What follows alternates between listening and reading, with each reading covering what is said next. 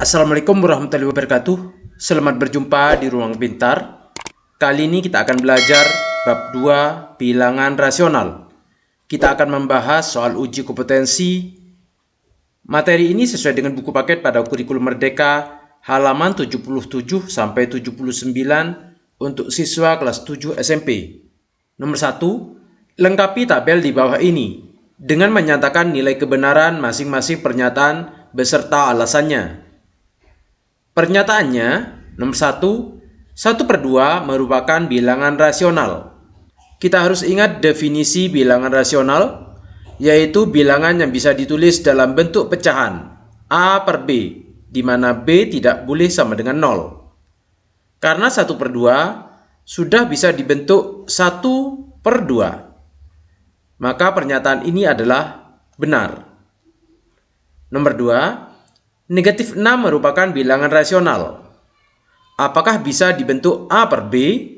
Karena negatif 6 itu sebenarnya negatif 6/1. Karena bisa dibentuk A per B, di mana B tidak sama dengan 0, yaitu B-nya sama dengan 1, maka pernyataan ini adalah benar. Nomor 3, pi per 10 merupakan bilangan rasional. Karena di sini ada pi dan tidak bisa dibentuk A per B, sehingga pernyataan ini adalah salah, karena pi adalah bilangan irasional. Nomor 4, akar 4 merupakan bilangan rasional. Akar 4 itu sama dengan 2. 2 bisa dibentuk 2/1, karena bisa dibentuk A per B, maka pernyataan ini adalah benar. Nomor 5, akar 10 merupakan bilangan rasional. Akar 10 itu terdiri dari akar 2 dikalikan 5, atau sama dengan akar 2 dikali akar 5. Di sini akar 2 adalah bilangan prima dan 5 adalah bilangan prima.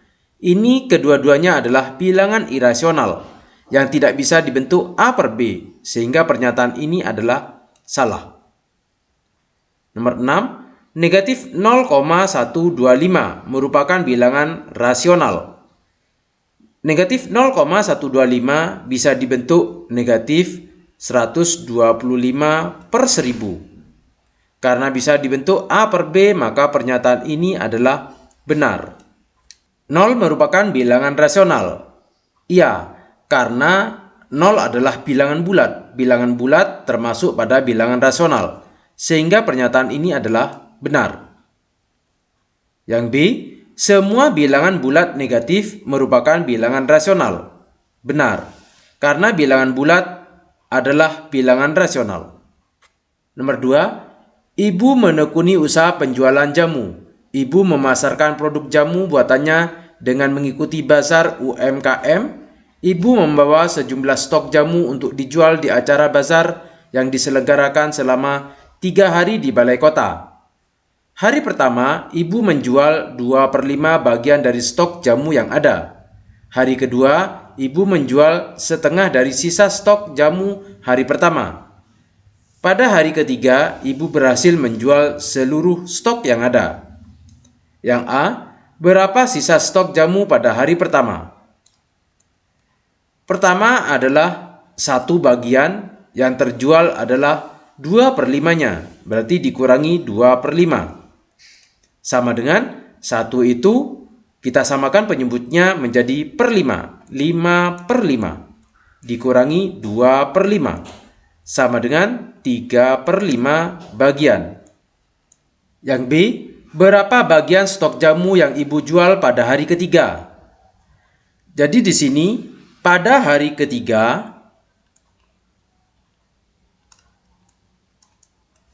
setengah kita kalikan dengan sisanya, yaitu 3/5. Sama dengan 1 kali 3, 3, per 2 kali 5, 10. Ada 3/10 bagian. Sisanya di sini, dari 3/5, kita kurangi dengan 3/10. Sama dengan kita jadikan penyebutnya sama, yaitu per 10. Di sini dikali 2, di atas kali 2. 3 kali 2, 6 dikurangi 3. Sama dengan 6 dikurangi 3, 3/10. Nomor 3, Paman menguji coba 3 jenis pakan ayam di peternakan ayam potong miliknya.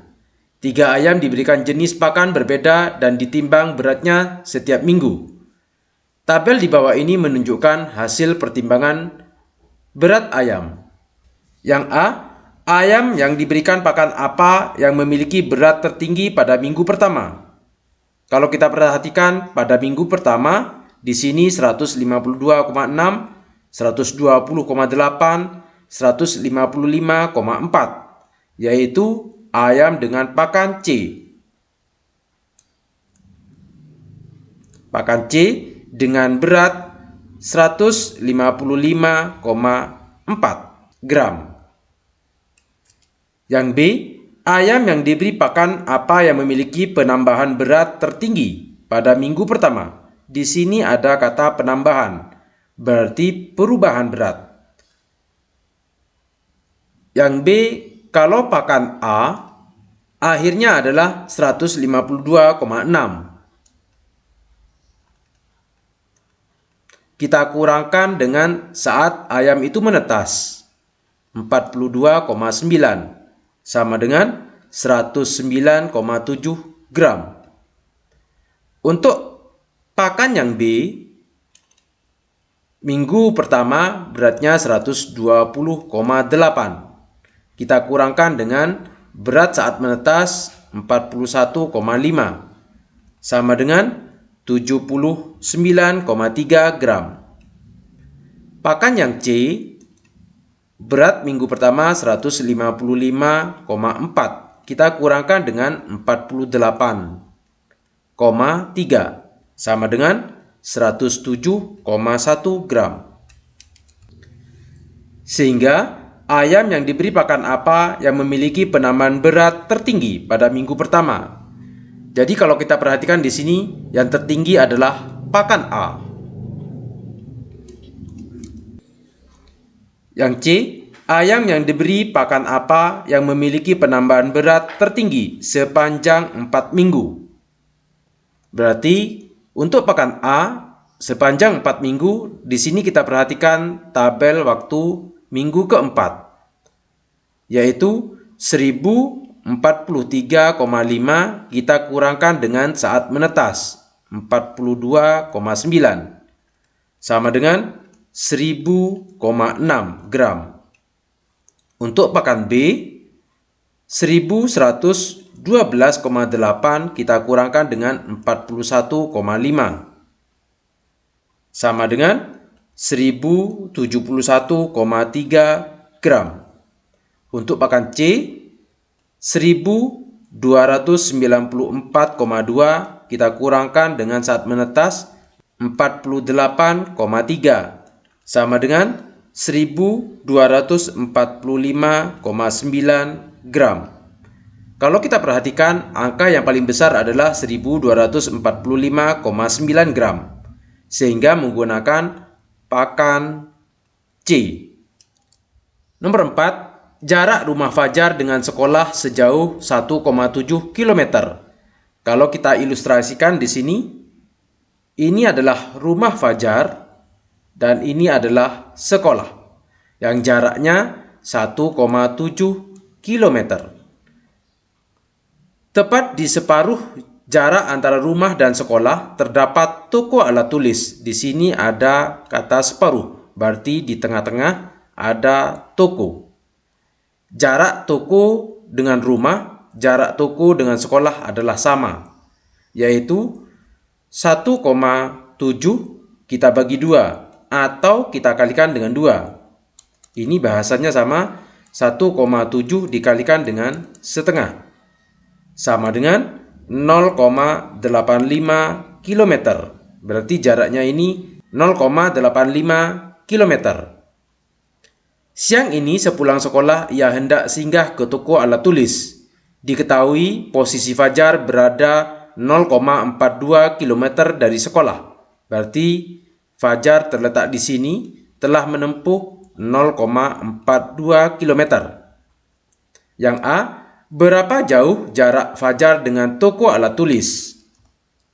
Maka yang A, jarak toko ke sekolah adalah 0,85. Sehingga jarak Fajar dengan toko yaitu 0,85 kita kurangkan dengan 0,42. Pengurangan ini bisa dilakukan dengan cara bersusun sehingga didapat 0,43 km. B. Berapa jauh jarak yang masih harus Fajar tempuh untuk sampai ke rumah? Di sini sudah ketemu jaraknya adalah 0,43. Yang ini rumah ke toko jaraknya adalah 0,85. Maka yang B bisa dilakukan dengan cara 0,85 ditambah dengan 0,43.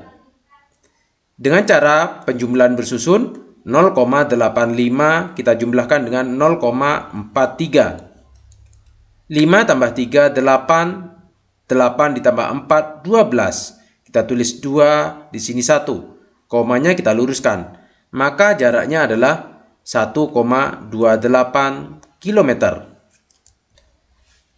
Atau yang B, yaitu jarak rumah ke sekolah 1,7 kita kurangkan dengan jarak yang sudah ditempuh yaitu 0,42. Dengan cara bersusun 1,7 kita kurangkan dengan 0,42. Di sini tidak ada angka, kita beri 0, 0 dikurangi 2 tidak bisa pinjam. 10 kurangi 2, 8. Di sini bersisa 6. 6 dikurangi 4, 2. 1 dikurangi 0, 1. Komanya kita luruskan. Sehingga hasilnya adalah 1,28 km. Nomor 5. Persen digunakan untuk menyatakan pecahan per 100. Persen banyak digunakan dalam kehidupan sehari-hari. Misalnya untuk menyampaikan potongan harga atau diskon suatu barang. Diskon 70% artinya nilai barang tersebut dikurangi sebesar 70 per 100 dari harga awalnya. Perhatikan diskon yang diberikan dua toko di bawah ini. Harga sepatu 150.000. Toko A memberi diskon 70%, toko B memberi diskon 75%. Yang A, toko mana yang memberikan potongan harga lebih besar?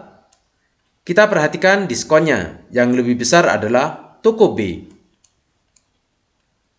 Dengan diskon 75% atau 75 per 100. B. Tentukan besar potongan harga dari masing-masing toko untuk jenis sepatu yang sama. Untuk toko A, diskonnya adalah 70%, 70 per 100. Kita kalikan dengan harga sepatu 150.000 sama dengan 105.000. Kalau toko B, diskonnya adalah 75% atau 75 per 100. Kita kalikan dengan 150.000 sama dengan 112.500. C. Jika terdapat perbedaan harga awal seperti pada gambar berikut, toko mana yang akan kalian pilih untuk membeli sepatu tersebut? Jelaskan jawaban kalian. Toko A, harga sepatunya adalah 120.000, namun diberi diskon 70%. Toko B, harga sepatunya 130.000, diskonnya 75%. Kita perhatikan toko A.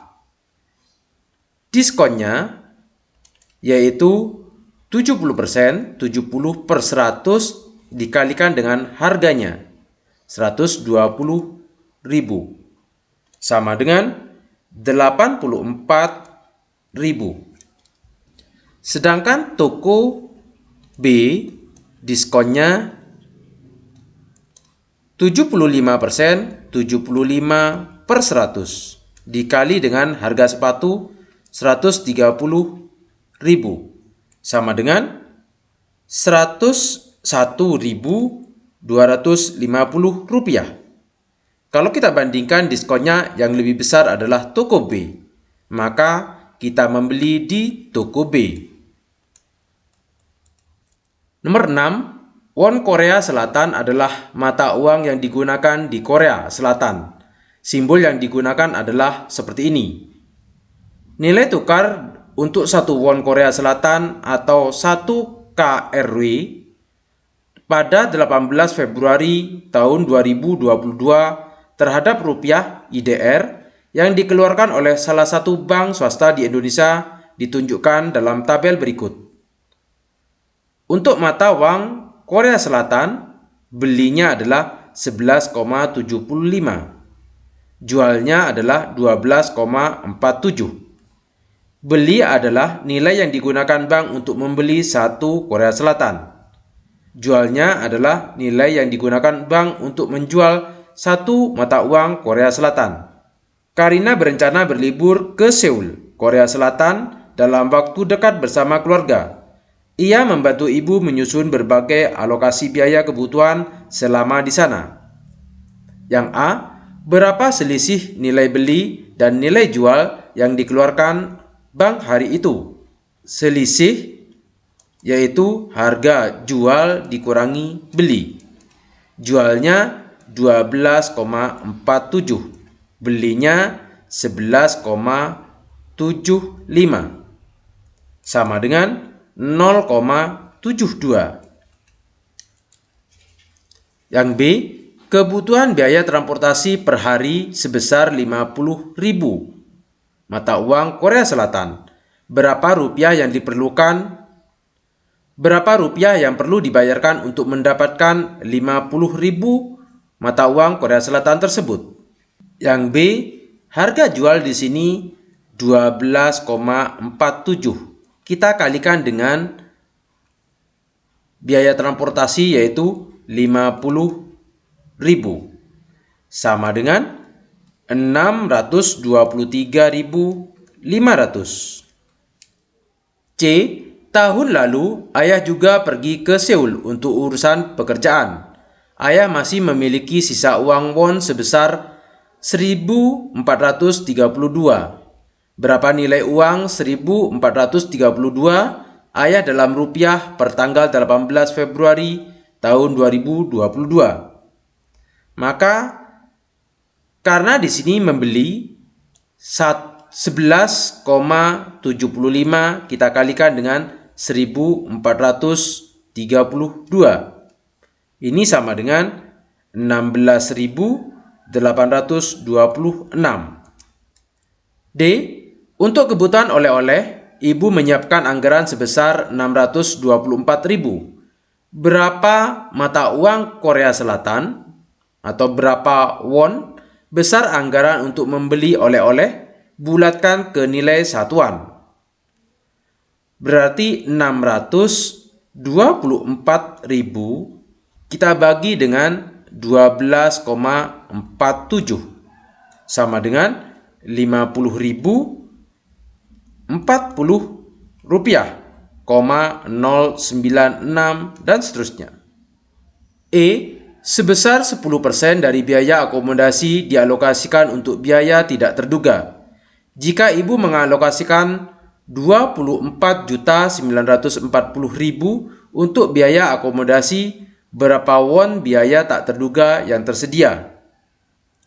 Kita harus ingat 10% itu sama dengan 10/100. Sehingga biayanya yaitu 10%, 10/100 kita kalikan dengan 24.940.000 sama dengan 2.494.000. Sehingga biaya yang tak terduga yaitu 2.494.000 kita bagi dengan 12,47 sama dengan 200 won mata uang Korea Selatan, KRW. RW. Demikian pembahasan soal uji kompetensi. Terima kasih. Assalamualaikum warahmatullahi wabarakatuh.